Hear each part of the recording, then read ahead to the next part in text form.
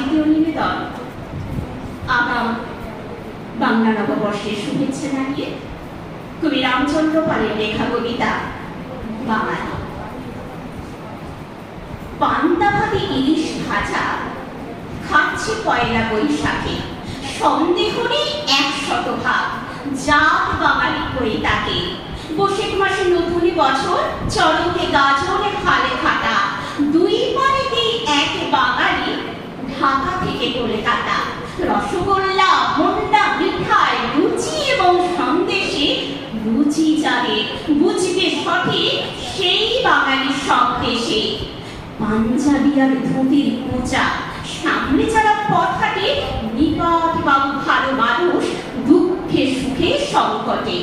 সারা জীবন রবীন্দ্রনাথ, প্রাণের প্রিয় নজরুলে পাগলে যারা, সেই বাঙালি বাঁচতে জানে প্রাণ খুলে।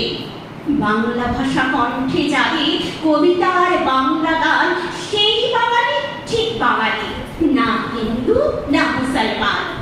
লালন ফকির হাসনে রাজা, যাদের আপন বুকের ধন, সেই বাঙালি নয় বাঙালি, আসুক যতই বিবর্তন।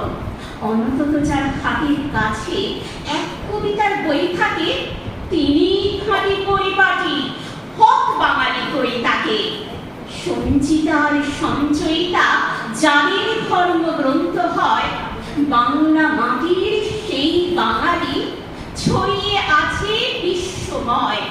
বাংলা মাটির সেই বাঙালি ছড়িয়ে আছে বিশ্বময়। ভারী সুন্দর, ভারী সুন্দর।